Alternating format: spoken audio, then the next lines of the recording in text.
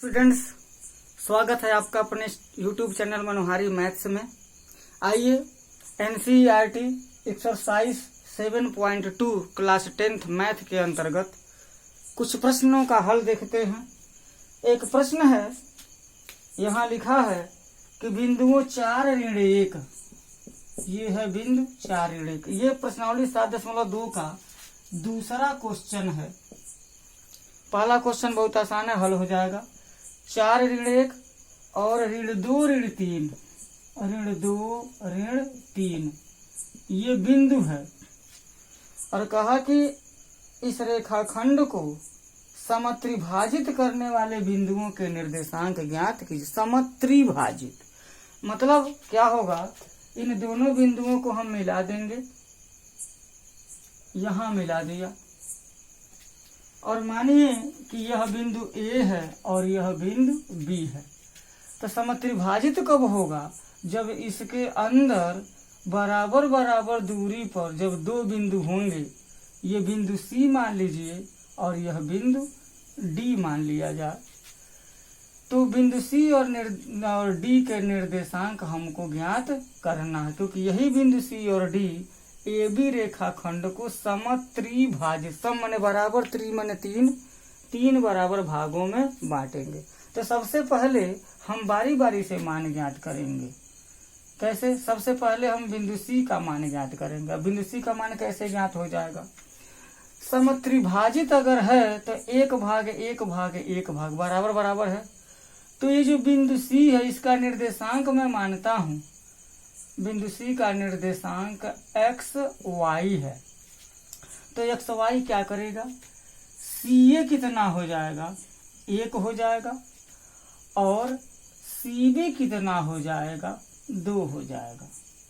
अर्थात जो बिंदु C होगा वो AB रेखाखंड को एक संबंधी 2 के अनुपात में विभाजित करेगा। जैसे AB यहाँ से यहाँ तक है, AB ये 3 बराबर भागों में बटा हुआ है। तो C यहाँ पर 1 पार्ट है और CA 1 पार्ट है और CB में 2 पार्ट हैं बराबर बराबर, तो एक संबंधी 2 का अनुपात हो जाएगा।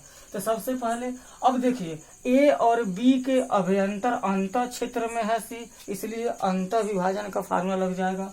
हो जाएगा क्या, x बराबर, अब सूत्र नहीं लिखेंगे, सूत्र होता है m1 x2 plus m2 x1 बटे m1 प्लस m2, और y बराबर m1 y2 plus m2 y1 बटे m1 प्लस m2। तो फार्मूला लिख देंगे यहाँ x1 y1, और ये हो गया x2 y2, और ये xy तो है ही, और इस ये जो है m1 हो जाएगा और यह m2 हो जाएगा। तो x बराबर हो जाएगा m1 x2, मतलब 1 गुणे 2, m1 x2 plus m2 x1 मतलब 4 हो जाएगा, बटे हो जाएगा m1 प्लस m2।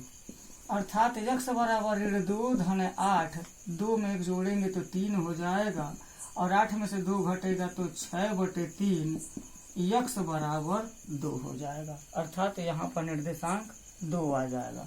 y बराबर कितना हो जाएगा, ये भी देख लेते हैं। y बराबर हो जाएगा m1 y2, 1 गुणे ऋण 3, m1 y2 plus m2 y1, y1 के जगह पर क्या हो जाएगा, ऋण 1, अपान m1 प्लस m2 1 धन 2, y बराबर ऋण 3 ऋण 2 बटे 3, y बराबर ऋण 5 बटे 3 हो जाएगा।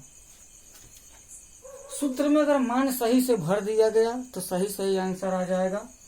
देखिए एक बार क्या हो जाएगा, m1 x2 plus m2 x1 बटे m1 प्लस m2, और हल कर दिया जाएगा।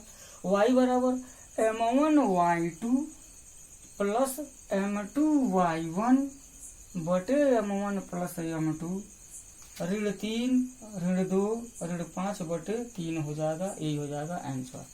अब देखिए, जब इसका भी मान, इसका मान कितना आ गया, ऋण 5 बटे 3 आ गया। अब यहाँ से 2 तरीके हैं, बिंदु D का निर्देशांक ज्ञात करने के 2 तरीके हैं। पहला तरीका तो यही हो जाएगा कि बिंदु डी ए बी को दो संबंध एक के अनुपात में बांटेगी। ध्यान दीजिएगा, ये डी के इधर दो पार्ट है और इधर एक ही पार्ट है, तो बिंदु डी ए बी को दो संबंध एक के अनुपात में विभाजित करेगी। तो दो संबंध एक का प्रयोग करके और इसी सूत्र का प्रयोग करके हम मान ज्ञात कर सकते हैं। लेकिन एक बहुत ही शॉर्टकट की विधि है यहाँ। क्या है? जब बिंदु सी का निर्देशांक हमको मालूम है, बी का निर्देशांक मालूम है और बिंदु डी इसके बीचों बीच में है, तो बिंदु डी क्या हो जाएगा? मध्य बिंदु हो जाएगा। और मध्य बिंदु का निर्देशांक होता है, मान लीजिए कि इसका निर्देशांक पी क्यू है, बिंदु डी का निर्देशांक मान लिया कि पी क्यू है, तो क्या हो जाएगा? P बराबर क्या हो जाएगा? x1 प्लस x2 बाई 2, यानी कि 2 plus minus 2, x1 plus x2 by 2 हो जाएगा। तो P बराबर हो जाएगा 0 बाई 2, अर्थात P का मान क्या हो जाएगा? 0 हो जाएगा। अब Q का मान क्या हो जाएगा? Q बराबर y1 प्लस y2 बाई 2 हो जाएगा, ऋण 5/3 प्लस ये हो जाएगा y1 प्लस y2 बाई 2। अब इसको हम हल जब करेंगे तो क्या हो जाएगा? लसा लेना पड़ेगा, लसा ले लेंगे तो हो जाएगा ऋण 5 ऋण 9/3 होगा, 2 ऊपर जाएगा, 3 दूना 6 हो जाएगा, अर्थात Q बराबर हो जाएगा 9 5 14 ऋण 14/6 हो जाएगा। अर्थात PQ का निर्देशांक 0, ऋण 14/6 हो जाएगा। तो प्यारे बच्चों, ये तरीका है इसको हल करने का। आइए नेक्स्ट प्रश्न पर चलते हैं। आइए एक प्रश्न देखते हैं। ये प्रश्न नंबर 3 है, बड़ा भारी भरकम इबारती वाला प्रश्न है, तो समझ लेते हैं यह क्या चीज है। जैसे यह है कि स्कूल के प्रांगण में एक आयताकार दौड़ने का ये ट्रैक है, जो 1-1 मीटर पर यहाँ रेस ट्रैक बने हुए हैं, इसी पर दौड़ना रहता है। जैसे चूना वगैरह गिरा दिया जाता है, लाइन बना दिया जाता है और बच्चे उसी पर दौड़ते हैं, तो उसी तरीके का यहाँ ट्रैक बनाया गया है। वो 1-1 मीटर की दूरी पर है, 1 मीटर 2 मीटर 3 मीटर 4 मीटर ऐसे करके 10 मीटर है, 11 मीटर तक है। और यहाँ जो लंबाई है, लंबी वाली जो दूरी है, मतलब आयत की जो लंबाई वाली भुजा है, उसमें 1-1 मीटर की दूरी पर 100 गमले रखे गए हैं। एक गमला यहाँ, दूसरा गमला, तीसरा गमला, चौथा गमला, 5वां गमला, ऐसे करके 100 गमले रखे गए हैं। माने 1-1 मीटर की दूरी बिल्कुल क्लियर है। अब प्रश्न यह है कि एक बच्ची है निहारिका। निहारिका 1 मीटर की एडी के अनुदिश 1 मीटर की दूरी पर निहारिका एडी के 1/4 भाग पूरी दौड़ती है और हरा झंडा वह गाड़ देती है। तो किस बिंदु पर वह चलती है?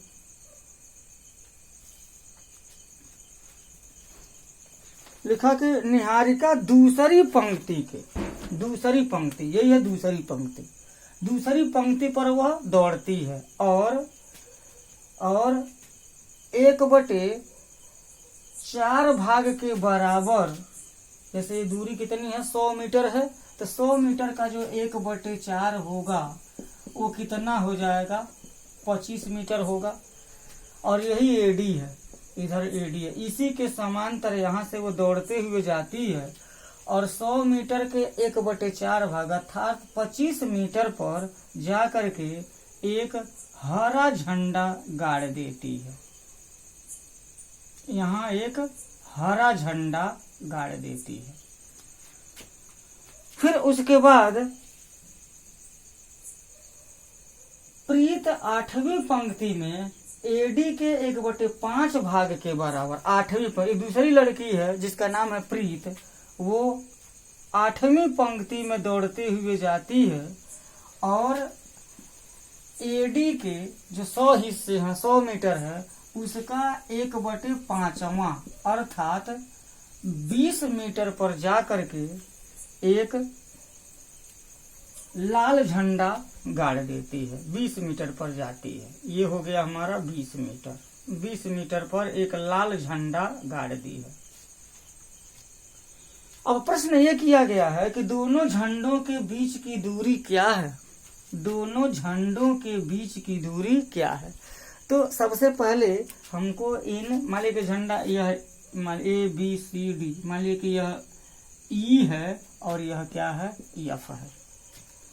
तो इनके बीच की दूरी अगर हमको ज्ञात करनी है तो सबसे पहले इनका हमको निर्देशांक चाहिए। निर्देशांक बहुत आसान है। देखिए 1 मीटर 2 मीटर, तो जब 2 मीटर पर इसके सामने जा रहे हैं तो इस बिंदु का जो भुज होगा वो 2 हो जाएगा और कोट कितनी हो जाएगी, 25 मीटर पर वह जा करके झंडा गाड़ी है तो यह इसकी कोट हो जाएगी कितनी, 25 मीटर। ये दूसरी लड़की जो रश्मि है वो यहाँ से 8वें ट्रैक पर गई है तो 1 metre 2 metre 3 metre 4 metre 8 metre हुआ, तो इसका जो भुज हो जाएगा वो भी क्या हो जाएगा, 8 हो जाएगा। और कोट कितनी हो जाएगी, 100 मीटर का 1/5वां हिस्सा अर्थात 20 मीटर। ये 20 मीटर के सामने तक गई है दौड़ करके, तो इसकी जो कोट हो जाएगी वो 20 मीटर हो जाएगी। अब हमको EF के बीच की दूरी ज्ञात करनी हो तो सबसे पहले ये हो जाएगा x1 y1 और ये हो गया x2 y2। तो डिस्टेंस का फार्मूला लागू हो जाएगा। डिस्टेंस का फार्मूला क्या हो जाएगा, d बराबर under root x1 minus x2 का होल स्क्वायर या x2 माइनस x1 का whole square, x2 minus x1 का whole square plus y2 minus y1 का whole square, y2 minus y1 का होल स्क्वायर। ये हो जाएगा 8 में से 2 घटेगा 6 हो जाएगा, 6 का वर्ग 36 और 20 में से 25 घटेगा तो ऋण 5 हो जाएगा, ऋण 5 का वर्ग हो जाएगा 25 और ये होगा 6 5 11 के 1 3 2 5 1 6 हो जाएगा। D बराबर कर्णिम में 61 मात्रक हो जाएगा। ये दोनों झंडों के बीच की दूरी हो गई।